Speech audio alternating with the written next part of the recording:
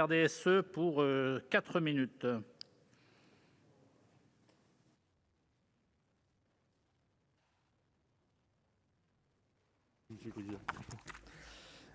Monsieur le Président, Monsieur le Ministre, Madame la rapporteure, Madame la vice-présidente des lois, mes chers collègues, chacun d'entre nous avait pu faire état, déjà lors de la première lecture, de son inquiétude, voire de sa stupéfaction face aux différents rapports, bilans et analyses sur la situation du service public de l'eau potable en Guadeloupe. Je ne reviendrai pas sur ces détails.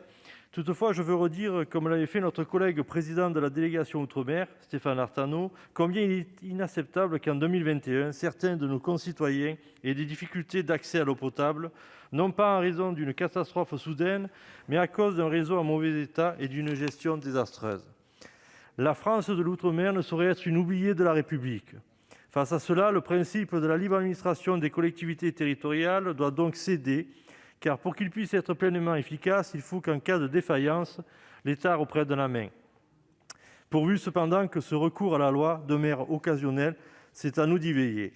C'est donc l'objet de cette proposition de loi, apporter un correctif à un service que la liberté locale n'a pas pu ou su faire fonctionner. Seulement, il est plus que regrettable que cela ait touché durant plusieurs années un service aussi essentiel que celui de la gestion de l'eau potable. En réponse à cela, le consensus de nos deux assemblées à l'occasion de la commission mixte paritaire est une première satisfaction. Le sujet est trop important pour que nous ne puissions pas y parvenir. Nous répondrons dans l'unité aux Guadeloupéens qui subissent cette situation.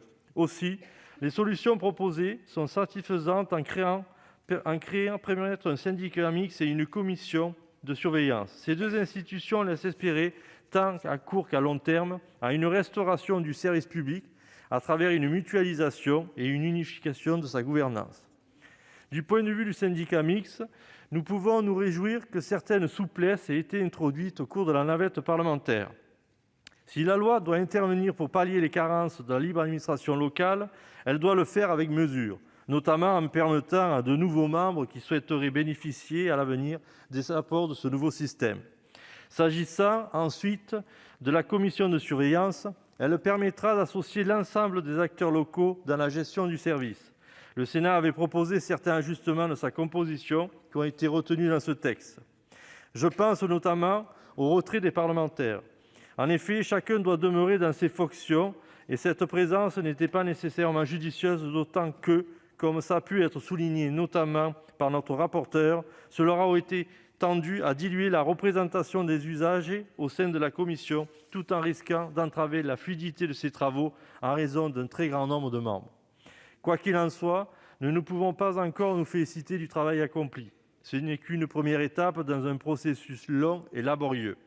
Ces seules institutions ne suffiront pas à régler toutes les difficultés de l'accès à l'eau potable en Guadeloupe. Le groupe RDSE votera donc en faveur de ce texte, mais nous ferons preuve d'une vigilance particulièrement accrue au cours de ces prochaines années afin de veiller à ce que ce territoire de la République ne demeure pas enlisé dans cette crise. Je vous remercie. Merci, chers collègues. Dans la suite de la discussion, la parole est à Madame Marie-Claude Varillas pour le groupe CRCE pour 4 minutes.